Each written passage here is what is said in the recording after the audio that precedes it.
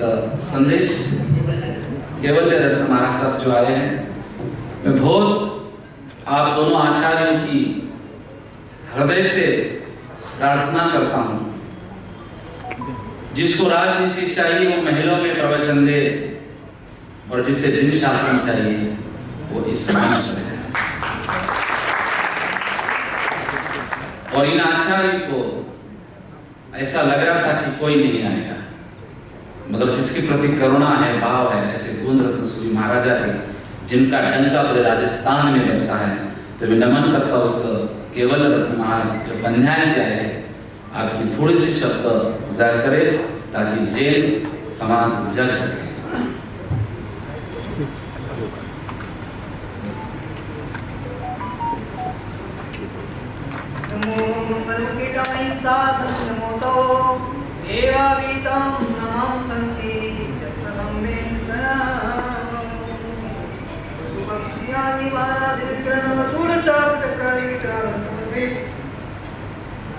अनंत करुणा के सागर परम कृपालु परमात्मा प्रभु महावीर के शास्त्र का रमन ऐसे कई काल प्रवत्न हेमचंद्राचार्य महाराजा, जिन्होंने 18 देश के मालिक परम अहिंसा के मिसाल ऐसे कुमार पाल महाराजा, जिन्होंने मार सत्य ओनली मार सत्य भी इस पूरे गुजरात मारवाड़ और महाराष्ट्र तीन देश हैं। उस समय में 18 देश थे, फिर 18 देशों में मार सत्य भी कोई बोल नहीं पाता, ऐसी कड़क कायदा किया था। अपने खुद के जीजा जी स्वयं जीजा ने अगर मार सत्य भी बोल दिया तो उसे भी सजा देकर के फटकाई। ऐसे कुमार पाल महाराजा के वंशज हैं। हमारा इतिहास गवाह है, इतिहास के आईने में झांको तो पता चले इन अहिंसा की क्या वैल्यू है, अहिंसा के लिए कैसे कैसे बलिदान हुए, और इन जीवों के लिए, ये छोटे छोटे जीवों के लिए कितने महापुरुषों ने बलिदान की, ये गंगा बहाई। और उसी तत्व में, उसी कारण को लेकर के हम आज इस मंच में खड़े हुए। कबूतर तो बड़ा शांति प्रिय प्राणी है, जिन प्राणी के लिए अभी बताया मेघनाथ राजा ने अपना सर्वस्व बलिदान कर दिया, ऐसे अहिंसा को लेकर के उत्तमा स्वाति महाराज जी कहते हैं, जगत को अगर जीना है, हर व्यक्ति को अगर जीना है, इंसान को भी सांस लेनी है, तो इन परस्परोपकार जीवाना। अगर एक दूसरों के ऊपर उपकार नहीं करोगे, एक दूसरे से सारा साइकिल, पूरे वर्ल्ड का साइकिल हर पशु पक्षी से जुड़ा हुआ है, कनेक्टेड है। इसलिए कहा है, अभी इन्होंने कहा कि जैन धर्म जियो और जीनो तो कहते हैं, ऐसे नहीं, लिव एंड लेट लिव नहीं, डाई और लेट लिव। जैन शासन तो यहाँ कहता है खाली जियो नहीं, डाई और लेट लिव, और मरना भी पड़े फिर भी किसी की जान बचती हो तो पहले काम होगा। हर एक इतिहास के पन्नों पे देख लो, छोटे छोटे जीवों की दया के लिए बड़े बड़े महापुरुषों ने अपना बलिदान बहाया। यहाँ तक कि जब रामचंद्र जी महाराजा वनवास थे और लक्ष्मण जी के पीछे श्रीनाथ सुन के चले गए थे, उस समय में रावण आए थे, और रावण ने जब सीता जी माता जी को उठा करके लेके गए, तब भी जटायु पक्षी उनके बीच में रावण के सामने पड़ा था। उसने यही नहीं देखा था कि रावण कितना बड़ा महारथी है, जिनके सेवा में देवों की और किन्नर और असुरों की भी हाजिरी होती थी। ऐसा महासम्राट रावण था, उस रावण के सामने भी एक जटायु पक्षी सामने पड़ा था। यानी कि अपनी शक्ति, अपनी कमजोरी को कभी मत सोचना। अगर जटायु भी रावण के सामने पड़ सकता है अपनी बात कबाड़ी, तब जाकर के सीता जी को बचाने के लिए एक चिड़िया, छोटी सी चिड़िया चोंच में पानी लेकर के अगर आग बुझाने की कोशिश करती है, तो उस चिड़िया का नाम इतिहास में अमर होता है। आग चाहे बुझे ना बुझे, मगर चिड़िया की कोशिश वही उसके लिए।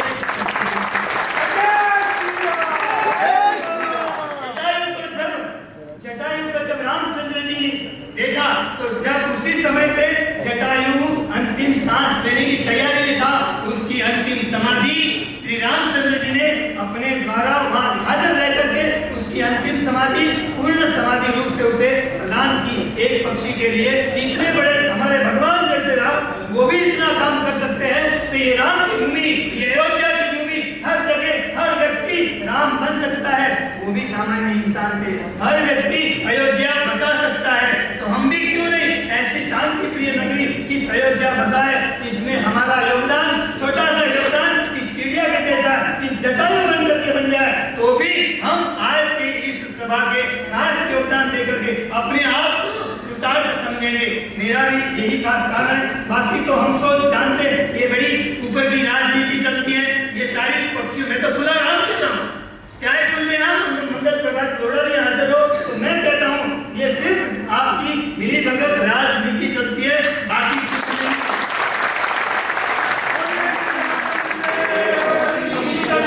आपने एक बहाना बनाया है, एक हथियार बनाया। कबूतर से कोई लेना देना नहीं है और कबूतर की टीट से जो फैलते हैं लोग उससे भी कुछ लेना देना नहीं है।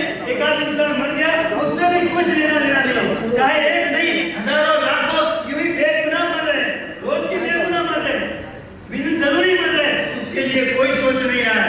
बेगुनाह बेचारे ऐसे तड़प रहे हैं जिनको पानी की मुसीबत है, उनके लिए कोई सोच नहीं रहा है। और एक इंसान इस कारण से मानो कि कोई पेड़ का पत्ता गिर गया और पेड़ के पत्ते से किसी की मौत हो गई, तो आप मानोगे पेड़ के पत्ते से मौत हुई? मानोगे? ये कितनी बड़ी मूर्खता बड़ी बात है, कितनी मूर्खता है। किसी की कबूतर की टीट से उसकी जान चलेगी तो क्या टीट से जाएगी? मुझे डॉक्टरों को भी मूर्ख कहता हूँ अगर तो इस तरह से बयान देते हो तो इस तरह से खास विशेष प्रकार से कहना चाहता हूँ। अगर जो आपको खड़ा लगा हो क्यों किसी को तो मैं माफी चाहता हूँ, विचार मेरा फर्ज है, मगर वेदना है, मेरी व्यथा है, मेरी ये व्यथा आपके सामने पेश कर रहा हूँ कि हजारों लाखों करोड़ों बेगुनाह बिन जरूरी इस सरकारी राजकारण के कारण मौत के मुख में जा रहे मर रहे, उनका कोई सोच नहीं रहे। हजारों कारण पॉल्यूशन वगैरह लोगों के मरने के, उसके लिए कोई रोक नहीं है और सिर्फ एक मामूली चीज के लिए ये किया है, तो अवश्य इसके पीछे कुछ राज होना चाहिए और वो राज राजनीति का ही होता है और तो क्या होता। इसलिए खास मेरा कहना यही है